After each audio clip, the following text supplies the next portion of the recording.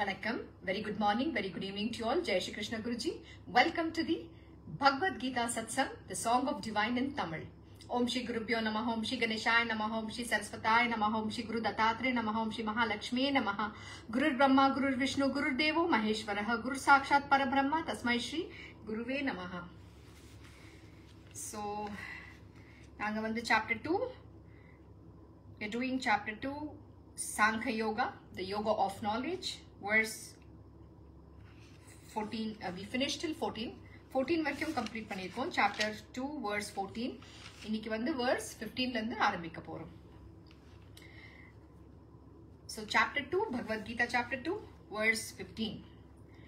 Arjuna, the wise man, to whom pain and pleasure are alike, and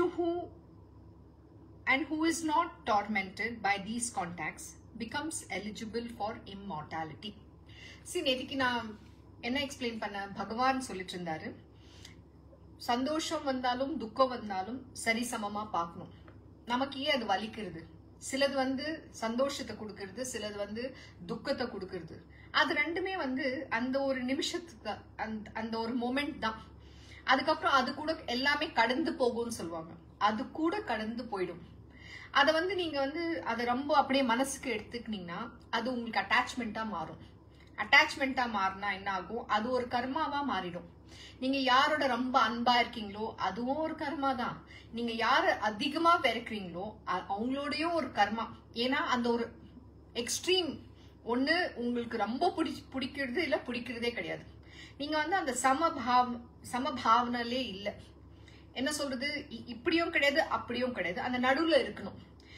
நமக்கு வந்து எது யாருமே நல்லவங்க கிடையாது கெட்டவங்க கிடையாது. ஐ மீன் எஸ், குட் அண்ட் பேட், நல்லவங்க கெட்டவங்க இருக்கிறாங்க. இருந்தாலும் அது வந்து நமக்கு பாதிக்க கூடாது. ஏன்னா நாம வந்து அவங்களோட கர்மால வரக்கூடாது. அதுதான் மோஸ்ட் இம்பார்ட்டன்ட். நேத்திக்கு வந்து நான் அதுதான் எக்ஸ்பிளைன் பண்ணிட்டு இருந்தேன்.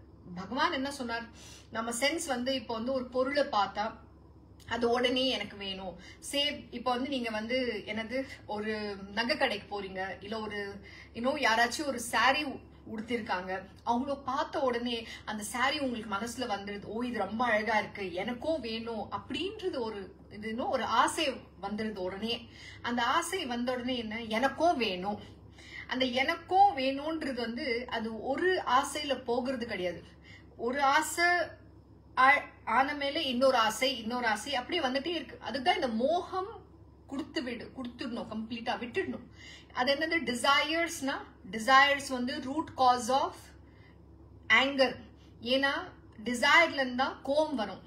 எப்படி சொல்லுங்க, உங்களுக்கு வந்து சின்ன சின்ன ஆசைகள், நாங்க என்ன சொல்லுவோம், சின்ன சின்ன ஆசை. அந்த சின்ன சின்ன ஆசை தான் உங்களுக்கு அது நிறைவேற்ற முடியாத பட்சத்துல உங்களுக்கு கோபம் அதிகமா வரும். ஏன்னா ஒரு சின்ன ஆசை, நான் என்ன பெருசா கேட்டுட்டேன். இந்த மாதிரி நீங்க சொன்னது இருக்கா?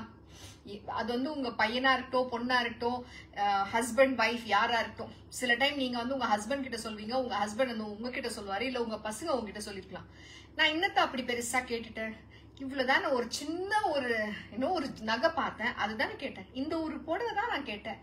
சில பேர் என்ன கேட்பாங்க, அவங்க தகுதிக்கான அளவுல அது கேட்பாங்க. நான் என்ன ஒரு ஜஸ்ட் ஒரு தாஜ்மஹால் தான் கேட்டேன், அதுதான் வாங்கி கொடுக்க சொன்னேன், தாஜ்மஹால் தான் வாங்கி கொடுக்க சொன்னேன். அது ஒரு ரொம்ப சின்ன விஷயம். ஏன்னா அவங்களுக்கு அவ்வளவு பணம் இருக்கு. இந்த மாதிரி சின்ன சின்ன ஆசைகள் அது வந்து வளர்த்துட்டே போகும். அது வந்து குறைக்காது. யாரோட ஆசையும் குறைஞ்சதே கிடையாது. நீங்க எங்கேயாவது கேள்விப்பட்டிருக்கீங்களா? எனக்கு இது போதும்னு சொல்ற ஆள் யாராச்சும் நீங்க பாத்துருக்கீங்களா உங்க லைஃப்லயே? இல்லையே. ஒரு ஆசைக்கு அப்புறம் இன்னொன்னு அப்படியே போயிட்டே இருக்கும்.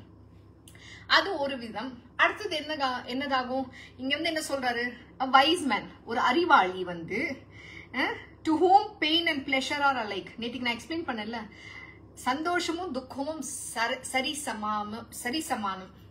அது எதுல நீங்க வந்து துக்கத்தை வந்து ஐயோ எனக்கு எவ்வளவு கஷ்டம் தெரியுமா, நீங்க எப்படி தெரியுமா பேசுவீங்க? உங்க ஃப்ரெண்டு வந்திருக்காங்க வச்சுக்கோங்க வீட்டுக்கு, என்ன சொல்லுவீங்க?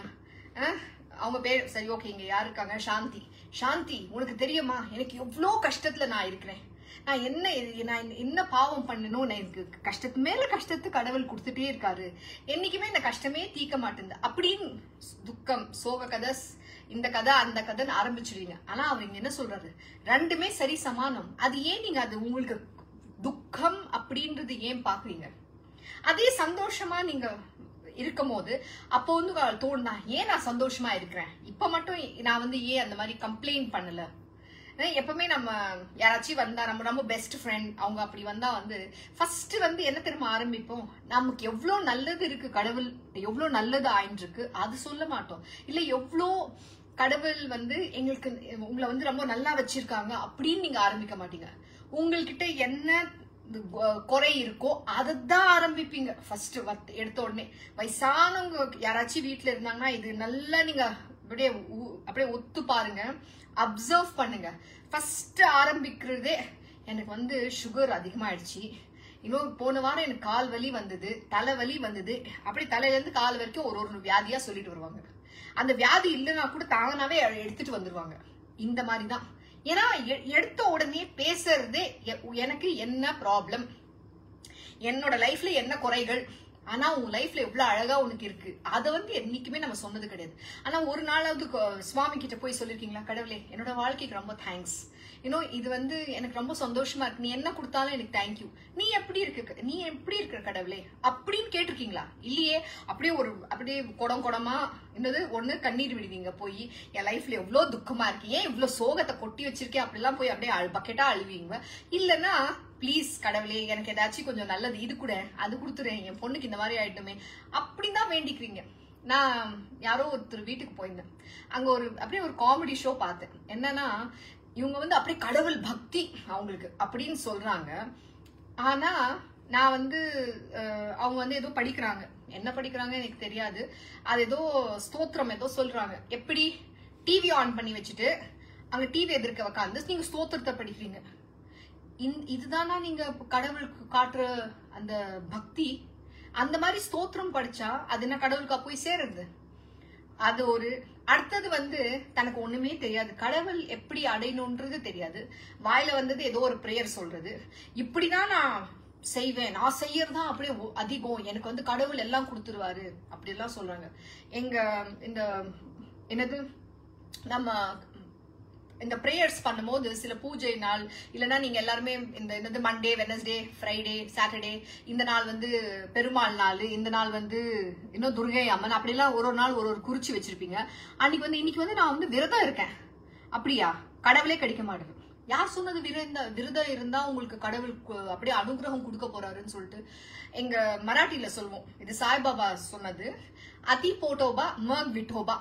அப்படின்னா என்னன்னா ஃபர்ஸ்ட் நீ சாப்பிடணும், சாப்பிட்டு வயிறு நிறைஞ்சதுக்கு அப்புறம் தான் கடவுளை தேடணும். நீ வயிற்றுல பசிய வச்சுட்டு பசியில வந்து தவச்சிட்டு நீ கடவுளை தேடினா பகவான் உங்களுக்கு கிடைக்க மாட்டார். ஏன் தெரியுமா? உங்க மனசு ஃபுல்லா ஐயோ எனக்கு பசிக்குதே, இது எப்ப முடியுமே, இப்ப ஃபாஸ்டிங் இது இத்தனை டைம்ல முடிஞ்சிடுமே, உங்க வயிறுல வந்து அப்படியே நீங்க டார்ச்சர் பண்றீங்க. அங்க வந்து நம்ம ஹெட்ல இருந்து டோ வரைக்கும் வந்து 33 கோடி காட்ஸ் அண்ட் காடஸஸ் எல்லாமே இங்கதான் இருக்காங்க, வெளியில எங்க கிடையாது. அந்த கோவிலுக்கு போய் அந்த ஸ்டாச்சு பாக்குறீங்க பாருங்க, அதுல கடவுளே கிடையாது, எல்லாமே பகவான், எல்லாமே உங்க இந்த ஹியூமன் பாடியிலே இருக்கிறார். சோ ஸ்டமக்ல வந்து அவங்க வெயிட் பண்ணிட்டு இருக்காங்க அந்த சாக்ரிஃபைஸ்க்கு, எனக்கு சாப்பாடு வேணும். நீங்க பட்னி போட்டு அவங்கள அப்படியே டார்ச்சர் பண்றீங்க. அப்போ அவங்க என்ன உங்களுக்கு பலனா கொடுக்க போறாங்க? யார் சொன்னா நீங்க இந்த ஃபாஸ்டிங் என்னது விரதம் இருக்கிறதுனால உங்களுக்கு அப்படியே ஏதோ அடைய போறீங்க அப்படின்னு? அந்த காலத்துல வந்து குரு வந்து அவர் வந்து விரதம் எதுக்கு இருக்கணுமோ அது வந்து அவங்க சர்டன் சாதனா. இப்ப நீங்க பெனன்ஸ் ஒரு அசெட்டிக்கா இருக்கீங்க, அசெட்டிக்னா ஒரு சன்னியாசியா இருக்கீங்க, இல்ல அந்த மாதிரி இருக்கும் போது அவங்களுக்கு சில சாதனா செய்யணும். அந்த சாதனால வந்து நமக்கு வந்து நம்ம உடல் அப்படியே கண்ட்ரோல் பண்ணணும். என்ன ரொம்ப அதிகமாகவும் சாப்பிடக்கூடாது, அப்படியே எல்லாத்துக்கும் ஒரு கண்ட்ரோல், அந்த கட்டுப்பாட்டுல இருக்கணும்னு சொல்லி அவங்க சில விதிகள் எல்லாம் விதிச்சாங்க. அத வந்து தவறா புரிஞ்சுண்டு அந்த எல்லாம் வேதாசாவே தப்பா புரிஞ்சுண்டு அத வந்து யாரோ இந்த ஐயர் எல்லாம் இருக்காங்கல்ல உங்க கோவில்ல, அவர் என்னவோ பெருசா பிரம்மஞானியா அவங்களெல்லாம் அவங்க சொல்றதெல்லாம் கேட்டு நீங்க வந்து எங்க போறீங்க? ஹெல்லுக்கு தான் போறீங்க. நீங்க வந்து கடவுளையே அடையல. ஏன்னா ஃபர்ஸ்ட் ஆஃப் ஆல் ஒரு பிராமின் அவங்களே அவங்களோட ஆச்சாரிய தர்மம் ஃபாலோயே பண்றது கிடையாது. இது வந்து பகவான் எழுதியிருக்காரு. ஓகே, ஒரு பிராமின் வந்து ஒரு ஆச்சாரிய தர்மம் ஃபாலோ பண்ணணும்.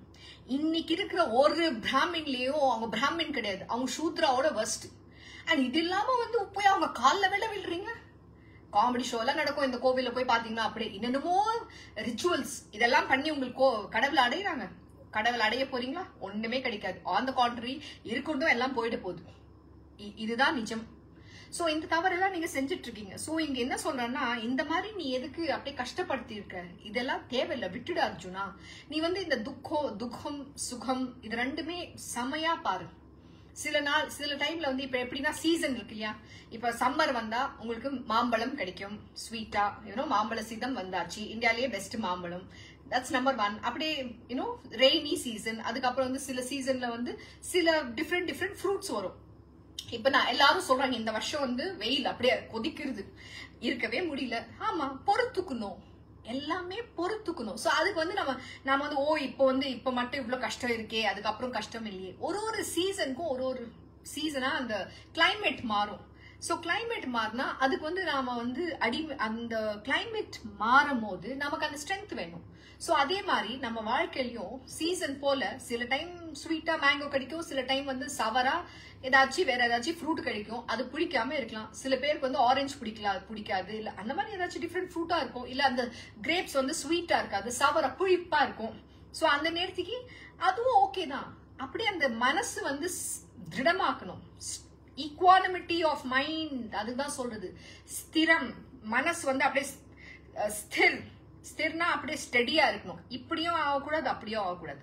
நாம அப்படி சந்தோஷம் வந்து அப்படியே ரொம்ப எக்ஸைட்டட், அப்படியே அதை மெதுப்போம். ஓகே, அப்படியே என்னமோ ஒரு ஜாலியா, எல்லாமே ரொம்ப ஹாப்பியா இருக்கே, உங்களுக்கு மனசுக்கு பிடிச்ச மாதிரி. ஆனா அப்படிலாம் யோசிப்பீங்க.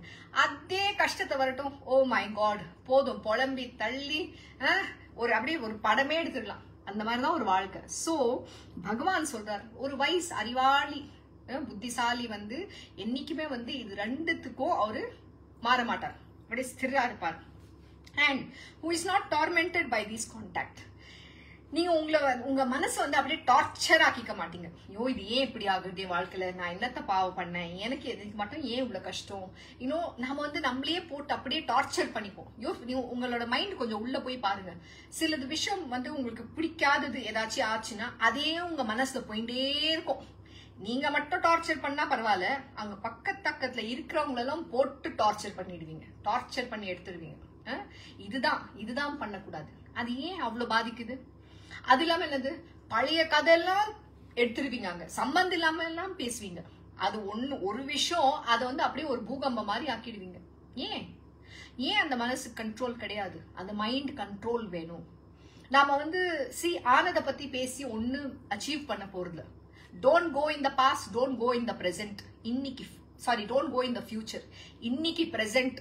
அந்த பிரசன்ட்னா அதோட அர்த்தம் என்ன தெரியுமா? பிரசன்ட்னா கிஃப்ட். இந்த பிரசன்ட் வந்து ஒரு கிஃப்ட் உங்களுக்கு. அந்த கிஃப்ட் அனுபவிக்கணும். அதுதான் ஒரு மனுஷன் கூட அது செய்யறது கிடையாது. ஏன்னா நாங்க இந்த பிரசன்ட்லயே இல்லையே. இந்த நிமிஷம் எவ்வளவு அழகான ஒரு வாழ்க்கை.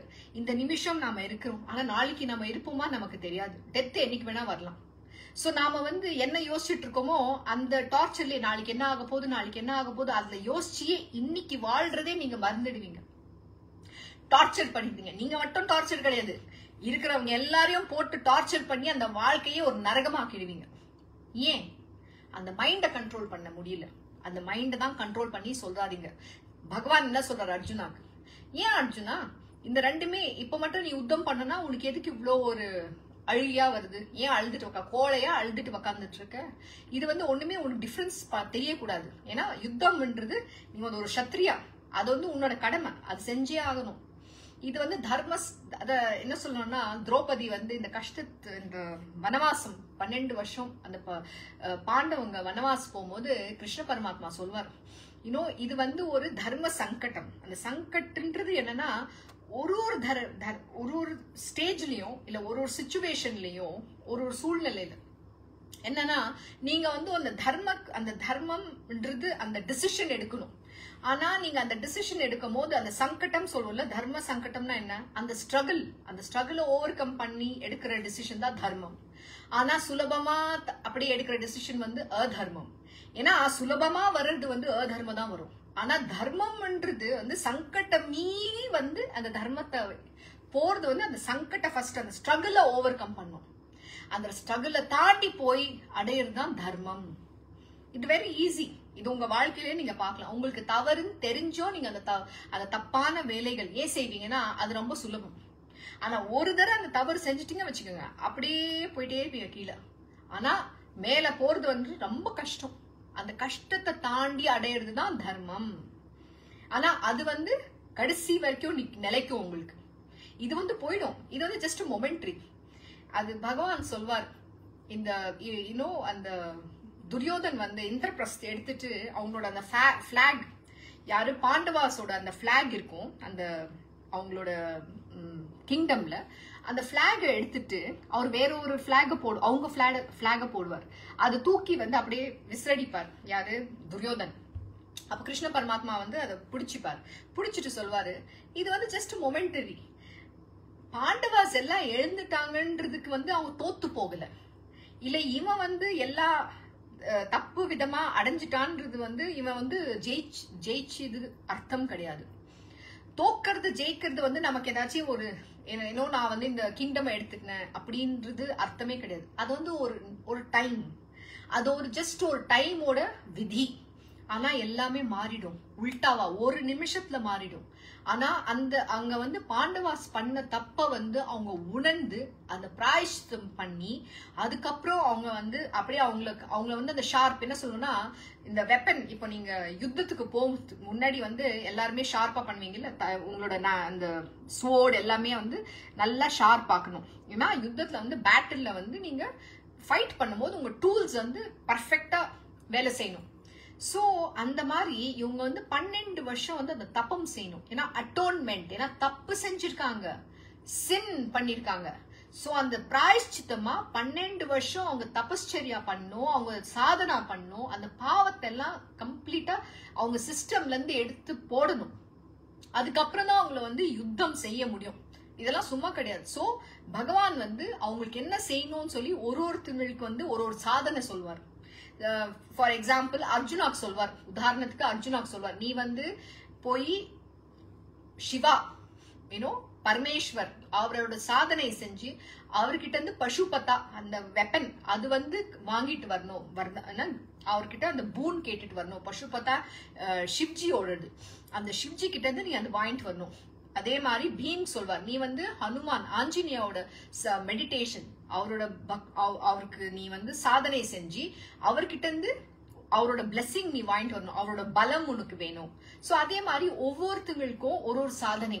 அப்புறம் திரௌபதிக்கும் யுதிஷ்டருக்கும் என்ன சொல்வார்னா, நீங்க வந்து உங்களோட ஆசிரம், அவங்க ஆசிரம் இல்ல, அவங்க ஒரு ஹட்டுல இருப்பாங்க, ஒரு சின்ன காட்டுல வந்து ஒரு சின்ன குடிசைல இருப்பாங்க. அங்க வரவங்க அந்த யாரு இந்த மகாரிஷிஸ் அந்த மாதிரிலாம் வருவாங்க இல்ல, அவங்களுக்கு வந்து சேவா செஞ்சு அவங்களுக்கு நீங்க சேவை செஞ்சு அவங்களுக்கு வந்து சாப்பாடு கொடுக்கணும். நீங்க பண்ற அட்டோன்மெண்ட்னா நம்ம பாவத்தை கழிக்கணும், அவங்ககிட்ட இருந்து நீங்க புண்ணியத்தை வாங்கணும். ஏன்னா எப்பவுமே வந்து நம்ம குருக்கு அந்த நம்ம ஆதரம் அவங்களுக்கு வீட்டுக்கு கூப்பிட்டு அவங்களுக்கு வந்து சேவை செஞ்சு அவங்களுக்கு சாப்பாடு போடுறது வந்து நமக்கு வந்து நம்ம பாவத்தை கழிக்கும், அவங்ககிட்ட இருந்து நமக்கு புண்ணியம் கிடைக்கும். சோ அதுதான் அவங்க சேர்த்து வைக்கணும் அப்படின்னு சொல்லி கிருஷ்ண பகவான் எல்லாருக்கும் ஒரு மார்க்கம் காட்டிட்டு, நீங்க போங்க, இப்ப போய் செஞ்சுட்டு விக்டரியா வாங்க. ஏன்னா இந்த யுத்தம் நடக்கணும். என்ன யுத்தம்? மகாபாரத் தர்ம யுத்தம் நடக்கணும் அப்படின்னு சொல்வார். ஆனா அந்த பாதையில போகும்போது நிறைய சங்கடங்கள் எல்லாம் வரும், அதெல்லாம் தாண்டி போகணும். ஆனா துணையா யார் இருக்கார்? பரமாத்மாவே இருக்கார் கூட. இதுதான் உங்க வாழ்க்கையில கூட நீங்க வந்து எவ்வளவு கஷ்டத்தை வந்தாலும் தப்பான பாதையில போகாம நீங்க ஒரு நேரா இந்த தர்மத்தை மார்கல போனா பகவானே உங்களுக்கு துணையா இருப்பார். நான் என்ன செய்யணும்னு யோசிச்சுட்டு இருக்கும் போது நீங்க கடவுளை நினைங்க, கிருஷ்ண பரமாத்மா எனக்கு ஒரு வழி காட்டு அப்படின்னு நினைங்க, உடனே உங்களுக்கு ஒரு சொல்யூஷன் கிடைக்கும் அங்க. இது வந்து நான் கேரண்டி கொடுப்பேன் இந்த விஷயத்துல. ஆனா மனசால கேட்கணும்.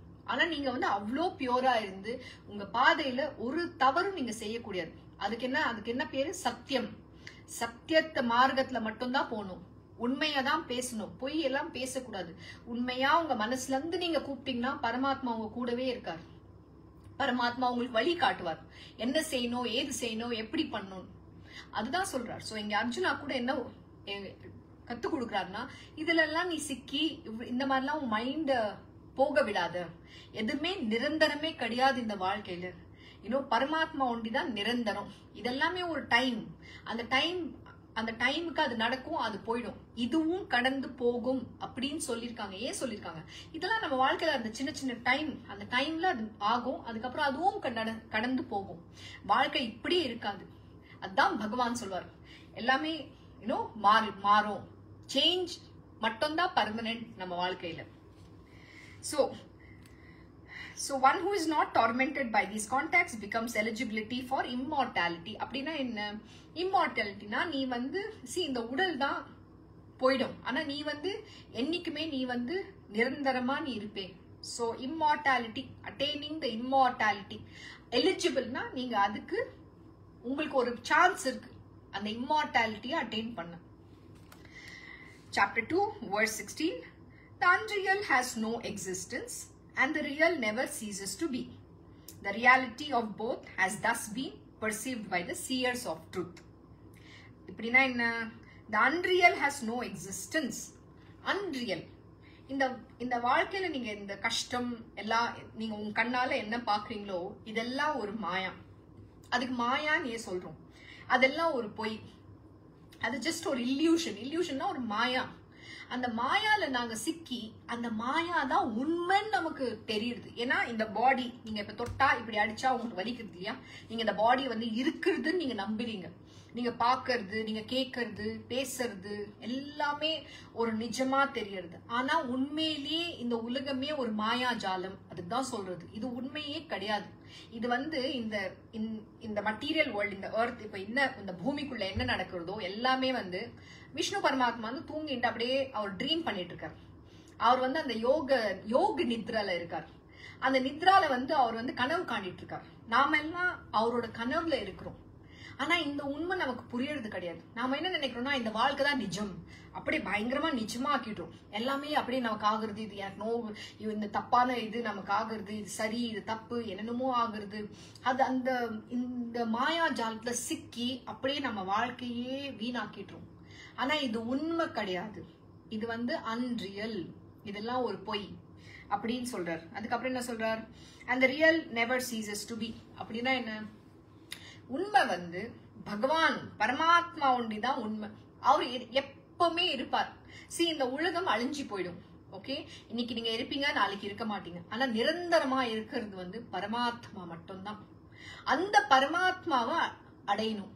பகவான் ஸ்ரீ கிருஷ்ண பரமாத்மா அவரை அடையிறது தான் உங்களோட வாழ்க்கையை லட்சியமா ஆக்கிடணும். இந்த பொய்யான ஒரு மாயாஜாலத்தை சிக்கி இது என் பசங்க, இது என் பையன், இவன் இப்படி சொன்னா, அவ அப்படி சொன்னா, என் பொண்ணு இப்படி பேசினா, இன்னும் வாழ்க்கையே இப்படி பேசி பேசி வேஸ்ட் ஆக்கிடுறீங்க. இந்த ஹியூமன் பர்த் கிடைக்கிறதுன்றது ரொம்ப நீங்க ஏதோ புண்ணியம் பண்ணதுனால இந்த லைஃப்ல இந்த ஹியூமன் பாடி கிடைச்சிருக்கு. இந்த ஹியூமன் பர்த் கிடைச்சதுக்கு அப்புறம் உங்களோட கொள்கைகள் என்ன இருக்கணும்னா, உங்களோட ஒரே லட்சியம் என்னன்னா, நான் மோட்சம் அடையணும், நான் பரமாத்மாவை அடையணும் அப்படின்னு தான் உங்களோட லட்சியம் இருக்கணும். ஆனா அதை விட்டுட்டு நாம மத்ததெல்லாம் சிக்கி இந்த லைஃப் கடவுள் கொடுத்த இந்த ஒரு ஹியூமன் பர்த்தை அதை வேஸ்ட் ஆக்கிடுறோம். இதுதான் நம்ம செய்யற தப்பு. ஏன்? அந்த ஞானம் நமக்கு யாருமே கத்து கொடுக்கலையே. இந்த பகவத்கீதா இது நம்மோட பைபிள். ஆனா உங்க வீட்டுல உங்க பெரியவங்க, அவங்க பெரியவங்க யாராச்சும் இது படிச்சாங்களா? இல்ல ஸ்கூல்லயே யாராச்சும் உங்க கத்து கொடுத்துருக்காங்க? ஏன் நீங்க எல்லாம் படிக்கல? அண்ட் முட்டாள்தனமா போய் அந்த கோவில போ, இந்த கோவில போ, இது செய், அது செய், இந்த விரதம் இரு, அந்த விரதம் இரு, என்னது இத குத்திக்கோ, என்னது இந்த சில டார்ச்சர் பண்ணுவீங்களே, அதுன்னா தைப்பூசம், அந்த கம்பி இதுல குத்து, அதுல குத்து. உண்மையிலேயே கடவுளுக்கு கோவம் தான் வரும். அதெல்லாம் பாவம் நீங்க செய்யறது. யார் சொன்னா இதெல்லாம் செய்யணும்னு சொல்லி? யாருக்கு பகவான் கத்து கொடுத்தாரா உங்களுக்கு இதெல்லாம் செய்யணும்னு சொல்லி? கடவுள் என்னைக்குமே சொல்லல எனக்கு இந்த மாதிரிலாம் போட்டு இப்படி டார்ச்சர் பண்ணு அப்படின்னு. யாரோ செஞ்சு யாரோ ஃபாலோ பண்ணதை வச்சு ஒரு கேள்வி கூட கேட்காம மடத்தனமா குருடா ஃபாலோ பண்றது தான் உங்களோட ஸ்வபாவம். என்னைக்காவது ஏந்து கேட்டிருக்கீங்களா கேள்வி? நான் ஏன் இப்படி செய்யணும்? இந்த பூஜையோட அர்த்தம் என்ன? விளக்கு எதுக்கு வேத்துறோம் அப்படின்னு ஒரு கேள்வி கேட்டிருக்கீங்களா? விளக்குனா என்ன? அதுக்கு பின்னாடி எவ்வளவு அழகான ஒரு மீனிங் இருக்கு தெரியுமா? விளக்குன்றது அந்த லைட்ன்றது நாலேஜ். நாம விளக்கு ஏத்த உடனே அந்த பியூரிஃபை நம்ம மனசுக்குள்ள நம்ம இன்னர் மோஸ்ட் அந்த ஹிருதயம் இருக்கு இல்லையா, ஹார்ட்குள்ளதான் கடவுள் இருக்காரு. அந்த நாலேஜோட லைட் அங்கதான் இருக்கிறது. அது வந்து ரெப்ரசன்டேஷன். அது வந்து எக்ஸ்டர்னல் பியூரிஃபிகேஷன் பண்றீங்க.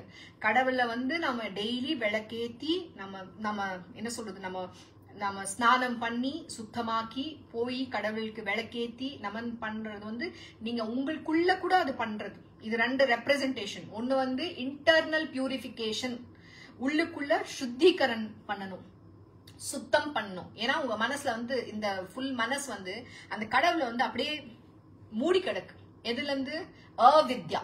ஏன்னா நீங்க எத்தனையோ ஜென்மத்துல வந்து அந்த இக்னரன்ஸ், அந்த டெண்டன்சி, கர்மா அதெல்லாம் அப்படியே மூடி கிடக்கு. அந்த கடவுள் அப்படியே உள்ள முழுங்கி கிடக்குறாரு, அப்படியே அந்த இருட்டுல இருக்காரு. அந்த விளக்குன்னா என்ன, லைட்னா நாலேஜ். சோ அந்த எக்ஸ்டர்னல் பியூரிஃபிகேஷன் ஃபர்ஸ்ட். கடவுளே என்னோட மனசு சுத்தமா வை, நான் வந்து எப்பவுமே உன்னோட பாதையில தான் நான் போகணும், நான் வந்து உண்மையா இருக்கணும், நான் வந்து காட்லி பர்சனா இருக்கணும் அப்படின்றது. அது வந்து ஒரு சாதனை. Slowly external purification, internal purification, இது ரொம்ப முக்கியம். இது நீங்க செஞ்சாதான் அந்த பியூரிஃபை நம்ம வந்து ஃபர்ஸ்ட் பவித்திரமாக்கிக்கணும். பவித்திரம் வந்து ஜஸ்ட் போய் ஏதோ ஒரு கோவில்ல போய் பூஜை பண்ணி அது என்னது அர்ச்சனை பண்றதுனால அந்த பவித்திரம் கிடைக்காது. ஃபர்ஸ்ட் உங்க மனசை சுத்தம் பண்ணும். அப்புறம் உங்க வீட்டுல வந்து அந்த டெய்லி அந்த பூஜை செய்யறது வந்து அது எக்ஸ்டர்னல், உங்களோட சரௌண்டிங்ஸ் வந்து சுத்தமா அப்படியே திவ்யமா வச்சுக்கணும். என்ன சொல்லுவோம், இந்த சவுத் இந்தியால வந்து உங்க வீட்டுல வந்து நீங்க கோலம் போடுவீங்க இல்லையா, காலங்காத்தால கோலம் போட்டு அங்க ஒரு என்னது துளசி மடம் இருக்கும், துளசி மடத்துக்கு தண்ணி ஊத்தி விளக்கேத்தி அகர்பத்தி போட்டா என்ன லக்ஷ்மி கடாட்சம் அப்படின்னு சொல்லுவோம். ஏன் மகாலட்சுமி வர்ற அளவுக்கு நம்ம ஆத்துல அவ்வளவு அழகா வச்சுக்கணும். That is the most important. அது வந்து எக்ஸ்டர்னல் சுத்தம் பண்றது. இந்த காலத்துல யாராச்சும் கோலம்ன்றது போடுறீங்களா? எல்லாமே வெஸ்டர்ன் ஆயிடுச்சு. Modern technology, modern ways. இன்னைக்கெல்லாம் ஒரு அது வந்து காலங்காத்தால 6 மணி கூட எழுந்துக்கிறது ரொம்ப கஷ்டம். ஆனா பிரம்ம முகூர்த்தத்துல எழுந்து அந்த டைம்ல வந்து ஒரு சின்ன தியானம் பண்ணி நம்மள சுத்தமாக்கி விளக்கேத்தி கடவுளை ஃபர்ஸ்ட் ஆராதனை செஞ்சு அதுக்கப்புறம் உங்களோட டே ஸ்டார்ட் பண்ணும். இதெல்லாம் ஏன் விட்டுட்டு இருக்கீங்க? ஏன் இப்பெல்லாம் செய்யறது கிடையாது? அதுதான் நம்மளோட கலாச்சாரம், நம்மளோட சன்ஸ்கிருதம். அதெல்லாம் யார் விட்டது? ஏன் இந்த வெஸ்டர்ன் கல்ச்சர்ல எவன் ஃபாலோ பண்ண சொல்லுது? அது உங்களோட தவறு, நீங்க கத்து கொடுக்கணும். சோ நம்மளோட கலாச்சாரம் இஸ் வெரி இம்பார்ட்டன்ட். நம்மளோட ரூட்ஸ், இந்தியாவோட ஹோலி கல்ச்சர், ஹோலி லேண்ட் எதுக்கு சொல்றோம்? ஏன்னா இந்த மாதிரி ஒரு நாடு வந்து உலகத்திலேயே எங்கமே கிடையாது. இது கிருஷ்ண பரமாத்மாவும் கால் வச்ச பூமி, ஸ்ரீ ராமச்சந்திரர் ஜென்மம் எடுத்த பூமி, கிருஷ்ண ஜென்ம பூமி, ராம் ஜென்ம பூமி, புத்தா வந்து என்லைட்டன்மெண்ட் அடைஞ்ச ஒரு நாடு இது. எவ்வளவு பெருமையா நீங்க இது பண்ணும். 108 திவ்ய தேசம் சொல்றோம்ல, விஷ்ணுவோட திவ்ய தேசம். லார்ட் சிவா ஃபயரா மாறினது திருவண்ணாமலை. இதெல்லாம் எவ்வளவு பெருமையான ஒரு இது. இதெல்லாம் யாராச்சும் சொல்றீங்களா? அதை பத்தி அட்லீஸ்ட் அது என்னன்றது கேக்குறீங்களா? என்னமோ இருக்கு திருவண்ணாமலை, போய் கிரிவலம் சுத்துவோம், அவ்வளவுதான். ஏன்னா பௌர்ணமி வந்தா அங்க ஒரு டிராபிக் ஜாம் பண்ணுவோம், அப்படியே மூட நம்பிக்கையோட போயிட்டு அங்க ஒரு கிரிவல சுத்திட்டு வந்துடுவோம், அவ்வளவுதான். அதுதான் உங்களுக்கு தெரிஞ்சது. ஆனா அதோட மகத்துவம் என்ன? உண்மையிலேயே அங்க வந்து சிவா எங்க இருக்கிறார்? ரமண மகரிஷி அடைஞ்சார் சிவாவை. ஆனா எங்க இருக்கிறார்? அது அந்த நாலேஜ் தெரிஞ்சுக்கணும். அதை தெரிஞ்சு அதை நீங்க கத்துண்டு உங்க பசங்க உங்க பேர பசங்களுக்கு நீங்க சொல்லி கொடுக்கணும். ஆனா இதெல்லாம் யாருமே பேசுறது கிடையாது இல்ல. இப்ப வந்து அமெரிக்கா போயிருந்தாங்க, அவங்க நியூயார்க் போனாங்களா, நானும் போனோம் அப்படின்றதா ஒரு ஆசை. ஆனா உங்களோட இந்தியாவே நீங்க பாத்திருக்கீங்களா? ஜெகநாத் பூரி அந்த கடவுள், அந்த ஐடல்ல வந்து கிருஷ்ண பரமாத்மாவோட ஹிருதயம் இருக்காங்க. அது தெரியுமா உங்களுக்கு? எவ்ரி 12 வருஷமும், சாரி எத்தனை வருஷத்துல ஒரு தடவை தெரியல, அந்த உள்ள இருக்கிற அந்த மூர்த்தி யாருமே பார்க்க முடியாது. என்டையர் பூரிய வந்து லைட், அன்னைக்கு என்டையர் சிட்டிலேயே லைட் ஆஃப் பண்ணிடுவாங்க. ஏன்னா அது வந்து வுட், அந்த வந்து வுட்ல செஞ்ச அந்த ஒரு அந்த ஐடில் அது வந்து அப்படியே பர்ன் ஆகும். ஏன்னா அவரோட ஹிருதயம் வந்து அவ்வளோ பவர்ஃபுல், அது அப்படியே இருக்காங்க. சோ அந்த கண்ணு, அந்த பிரீஸ்ட், ஹெட் பிரீஸ்ட், அந்த ஐயர் ஹெட் பிரீஸ்ட் வந்து அவர் கண்ணு கட்டிடுவாங்க, லைட் எல்லாம் ஆஃப் பண்ணிட்டு அவர் போய் அந்த அந்த டிரான்ஸ்ஃபர் பண்ணுவார். அந்த புதுசா பண்ண அந்த மூர்த்திக்குள்ள இந்த ஹார்ட் எடுத்து அதுல வைப்பார். சோ இதெல்லாம் நீங்க தெரிஞ்சிருக்கீங்களா? இது போய் பார்க்கணும்னு உங்களுக்கு தோணு இருக்கா? ராமேஸ்வரம் எவ்வளவு பியூட்டிஃபுல்லான இடம், காஷி விஸ்வநாத், காஷில அங்க வந்து சிவனே இருக்கார். இதெல்லாம் போய் பார்க்கணும், அதோட மகத்துவம் தெரிஞ்சுக்கணும். இதெல்லாம் நீங்க செய்ய மாட்டீங்களே. வீணா மத்தது வேஸ்டா பேச்சு அதெல்லாம் விட்டுட்டு இந்த மாதிரி அறிவுள்ள ஞானம் கொடுக்கிற ஒரு லைஃப வாழணும். அதை வந்து தெரிஞ்சு உங்களை அறிவை வளர்த்துக்கணும். சோ உண்மை என்னன்னா அவர் என்ன சொல்றாருன்னா, இந்த மாயாஜாலத்துல சிக்கி உன்னோட வாழ்க்கைய வீணாக்கிக்காது. இங்க இருக்கிற ஒரே உண்மை என்னன்னா பரமாத்மா மட்டும்தான் நிரந்தரம். இந்த பாடி வந்து ஒரு என்ன நீங்க வந்து ஒரு 100 வருஷத்துக்கு இருக்கு, அப்படி ஒரு மேக்சிமம் எடுத்துக்கலாம். இந்த உலகத்துல இருக்கிறது எத்தனை ஒரு 100 வருஷம். ஆனா அந்த 100 வருஷத்துல கூட நம்ம வாழ்க்கைய வந்து அவ்வளோ பியூட்டிஃபுல்லா ஆக்கிக்கணும். காட் பிளீசிங் லைஃப் நீங்க வாழணும். அதுதான் உண்மையான வாழ்க்கை வாழ்றதோட அர்த்தமே. ஜஸ்ட் வீணாக்கி கூடாது.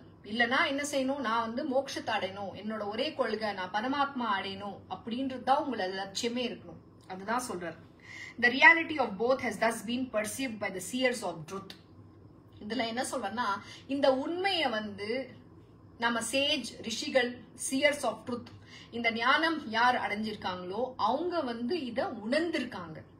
சோ அவங்க வந்து இந்த உண்மையை உணர்ந்து அவங்க சொல்லியிருக்காங்க அப்படின்னு சொல்லி பகவான் அர்ஜுனாக்கு சொல்றார்.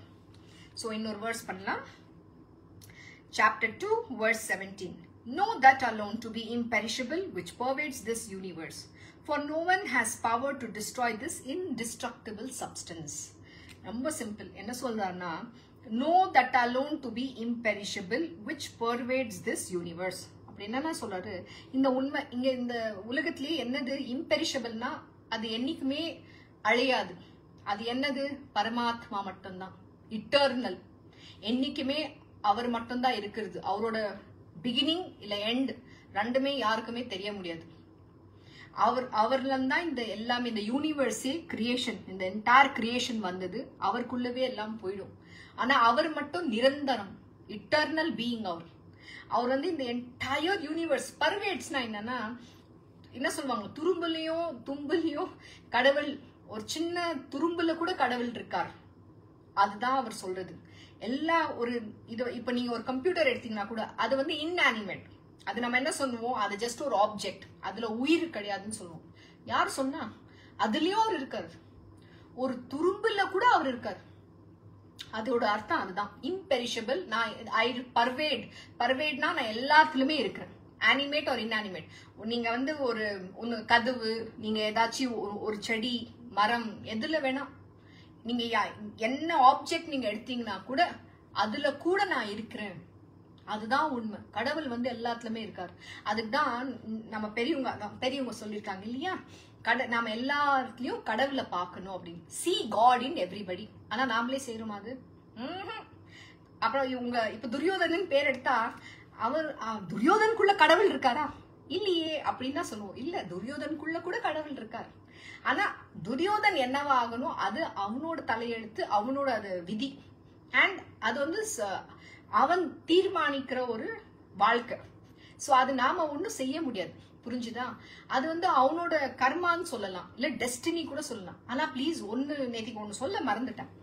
உங்களோட டெஸ்டினிய மாத்திக்க வந்து கடவுள் ஒரு வாய்ப்பு கொடுப்பார் நிச்சயமா. எல்லாருக்குமே தன்னோட டெஸ்டினிய மாத்திக்க ஒரு வாய்ப்பு டெஃபினட்டா வரும். அந்த வாய்ப்பை வரும்போது மட்டும் நீங்க விட்டுடக்கூடாது. நேத்திக்கு என்ன சொன்ன, எங்க அம்மாவோட கதை சொன்னேன் இல்லையா? என்ன சொன்னேன், அவங்க பாட்டி வந்து நீ டாக்டர் படிக்க கூடாதுன்னு சொன்னாங்க. ஆனா அவங்க அப்பா போய், அதான் எங்க தாத்தா வந்து ஃபீஸ் கட்டிட்டு வந்தார். இதுல டெஸ்டினி யார் மாத்திக்கணும்? எங்க அம்மா தானே எதிர்த்து சொல்லணும், நான் போய் படிக்க போறேன். ஏன்னா அவங்க அப்பாவே சொல்லிட்டாரு, நீ போய் படி, நீ டாக்டர் படி, நீ என்ன வேணா படி, நான் படிக்க வைக்கிறேன். அதுவும் மெரிட்ல சீட் கிடைச்சது. அண்ட் போய் ஃபீஸ் கூட பே பண்ணிட்டாரு. ஆனா யார் தப்பு அது? ஏன் கடவுள் கொடுக்கலையா அவனுக்கு ஒரு வாய்ப்பு டெஸ்டினிய மாத்திக்க? ஐயோ, எங்க பாட்டி என்ன வளர்த்தாங்க, அவங்க எகேன்ஸ்ட் நான் எப்படி தாத்தா பாட்டி என்ன வளர்த்தாங்க. இந்த மாதிரி ஸ்டூப்பிடா அர்ஜுனா இப்ப என்ன சொல்றாரு, நான் திருத்ராஷ்டுக்கு நான் சண்டை போட மாட்டேன். அது யாரோட தப்பு? டெஸ்டினி மாத்திக்க கடவுள் ஒரு வாய்ப்பு கொடுத்தார். அந்த வாய்ப்பு எடுத்துக்காம தன்னோட வாழ்க்கை வீணாக்கிட்டது எங்க அம்மா தான். தவறு கடவுள் மேல சொல்ல முடியாது. அதுதான் அந்த டெஸ்டினி வந்து மாத்திக்க ஒரு வாய்ப்பு வரும்போது நீங்க புடிச்சிட்டு உடனே கிளம்பணும். அந்த நேரத்துக்கு வந்து ஐயோ நான் என்ன ஆகும். இப்ப எங்க அம்மா அந்த தர்ம சங்கடத்துல இருந்தாங்க. இன்னும் கஷ்டம், அவங்க பாட்டி பேசாம போயிருக்கலாம். அவங்க பேசினா என்ன பேசாட்டி என்ன, ஒரு வாழ்க்கை ஒரு லைஃப்ல வீணாகிட்டாங்க இல்ல. அவங்க இப்படிதான் நம்ம தோணும், ஐயோ அவங்க என்கிட்ட கோச்சிப்பாங்க, இந்த மாதிரி ஆயிடும் அந்த மாதிரி. அவங்க பேசினா உங்களுக்கு என்ன வரப்போகுது, ஒண்ணு வராது. அட்லீஸ்ட் அவங்க படிச்சு இன்னைக்கு வந்து டாக்டரா ஆயிருந்தாங்கன்னா ஒரு பெருமைப்பட்டிருப்பாங்க இல்லையா, என் பேத்தி டாக்டர் ஆயிட்டா அப்படின்னு சொல்லியிருப்பாங்க. எங்க அம்மாவோட வாழ்க்கை நல்லா இருக்கும். ஆனா அதை வீணாக்கிது வந்து எங்க அம்மா தான் வீணாக்கினாங்க.